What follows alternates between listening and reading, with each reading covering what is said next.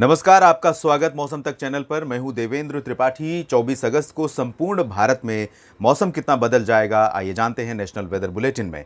इस समय डिप्रेशन आगे बढ़ते हुए कमजोर हो गया है और राजस्थान के दक्षिणी भागों एडजॉइनिंग पाकिस्तान और गुजरात के ऊपर बना हुआ है, लेकिन इसके प्रभाव से अभी भी सेंट्रल इंडिया के तमाम इलाकों में और वेस्टर्न इंडिया के तमाम इलाकों में काफी तेज हवाएं चल रही हैं और काफी ज्यादा बारिश भी हो रही है। इससे पहले इसने एमपी में, राजस्थान में तमाम जगहों पर मूसलाधार वर्षा दी है और इससे शुरुआत तो उड़ीसा और छत्तीसगढ़ से हुई थी, जहां पर इसने तबाही मचाई। उसके बाद फिर आगे बढ़ते हुए राजस्थान पर पहुंचा है और काफी ज्यादा बारिश यहां पर गुजरात, राजस्थान में दे रहा है।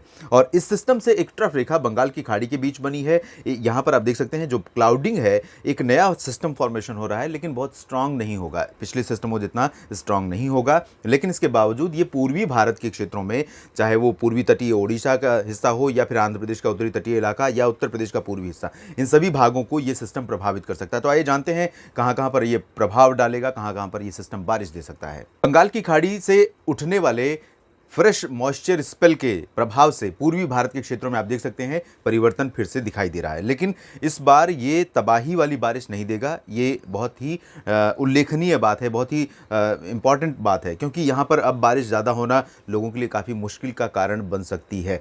तो यहाँ आप देखिए झारखंड और पश्चिम बंगाल, ये पश्चिम बंगाल का गंगीय क्षेत्र है, ये झारखंड का पोर्शन है। झारखंड में लगभग सभी शहरों में वर्षा होने की संभावना अगले 24 घंटों में है। लाइट टू मॉडरेट रेन होगी, कहीं कहीं पर भारी वर्षा भी हो सकती है। रांची, जमशेदपुर, डाल्टनगंज, देवघर, दुमका। बिहार की बात करें तो दक्षिणी भागों में भागलपुर से लेकर पटना के बीच में नीचे के जो हिस्से हैं, इन सभी भागों में कई जगहों पर वर्षा हो सकती है। इसी तरह से दरभंगा से लेकर सिवान और चंपारण के बीच में बारिश होने की उम्मीदें हैं, लेकिन इंटेंसिटी बहुत ज़्यादा यहाँ पर उत्तर पश्चिमी इलाकों में नहीं रहेगी। उत्तर पूर्वी क्षेत्रों में ड्राई वेदर रहेगा। किशनगंज, अररिया, पूर्णिया, खगड़िया और आसपास के भागों में। पूर्वोत्तर भारत के क्षेत्रों में लाइट टू मॉडरेट रेन कई जगहों पर होगी, लेकिन नागालैंड और आसपास के इलाकों में, ये असम का पोर्शन है, पूर्वी असम और नागालैंड में कई जगहों पर मध्यम से भारी वर्षा हो सकती है। मेघालय, मणिपुर, मिजोरम और त्रिपुरा में तथा अरुणाचल प्रदेश में लाइट टू मॉडरेट रेन के आसार हैं, भारी बारिश यहां पर नहीं होगी। इसके बाद हम सेंट्रल इंडिया की तरफ देखते हैं, जहां पर ओडिशा, छत्तीसगढ़ में लगभग सभी जगहों पर बादल आने फिर से शुरू होंगे, हवाएं भी चलेंगी, लेकिन हवाओं की स्पीड इस बार 20 से 25 किलोमीटर, गस्टिंग 30-35 किलोमीटर, 30 से ज़्यादा नहीं होगी। इससे पहले 40-50-60 किलोमीटर प्रति घंटे की रफ्तार से हवाएं यहां पर पहुंच रही थी, सेंट्रल इंडिया के बाकी हिस्सों की तरह ही।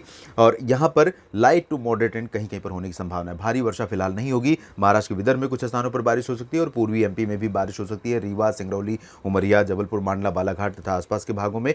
इंटीरियर पोर्शन में सागर, सतना, पन्ना से लेकर उज्जैन, रतलाम, नीमच, मंदसौर, गुना, ग्वालियर, भोपाल, इन सभी क्षेत्रों में ड्राई वेदर एक्सपेक्टेड है। थोड़े बहुत बादल दिख सकते हैं क्योंकि हवा में नमी बनी हुई है।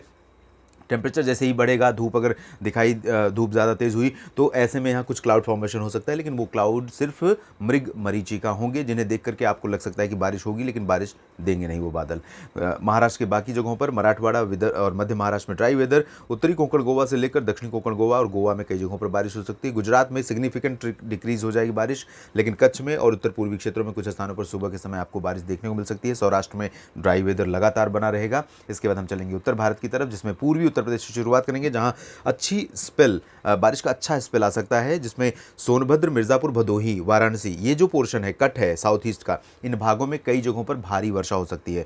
तो यहाँ पर भदोही से लेकर वाराणसी के बीच में ज़्यादा चांसेस रहेंगे भारी बारिश के। इसके बाद पश्चिम की तरफ बढ़ेंगे तो प्रयागराज, जौनपुर, प्रतापगढ़, सुल्तानपुर, अयोध्या, लखनऊ, इन सभी भागों में, और बहराइच, गोंडा, बस्ती, बलरामपुर, अकबरपुर, इन सभी भागों में कई जगहों पर मध्यम से तेज़ बारिश होने की संभावना है। पश्चिमी उत्तर प्रदेश में या लखनऊ, कानपुर से ही ड्राई वेदर होता जाएगा और धीरे धीरे बादल यहाँ पहुँचेंगे, कल रात तक पहुँच सकते हैं और उसके बाद परसों यहाँ पर भी बारिश हो सकती है। लेकिन ललितपुर, झांसी से लेकर बरेली और आगरा, अलीगढ़ से लेकर मेरठ के बीच में पूरा ड्राई वेदर रहेगा।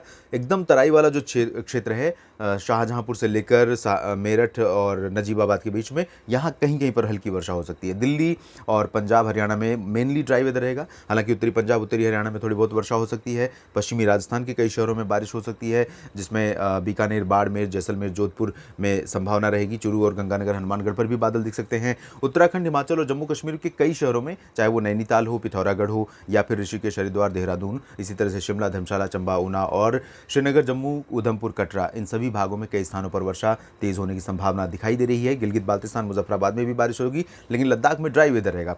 साउथ इंडिया की तरफ रुख करते हैं, यहाँ पर भारी बारिश की उम्मीदें केरल और तटीय कर्नाटक के तमाम शहरों, इंटीरियर साउथ इंटीरियर कर्नाटक के तमाम शहरों, लक्षद्वीप में है। है और नॉर्थ इंटीरियर कर्नाटक में लाइट रेन होगी, तेलंगाना में कुछ स्थानों पर अच्छी वर्षा हो सकती है, आंध्र प्रदेश और तमिलनाडु में आइसोलेटेड प्लेसेस पर लाइट रेन होने के आसार दिखाई दे रहे हैं। देश भर के मौसम पूर्वानुमान के इस वीडियो में अभी इतना ही। धन्यवाद।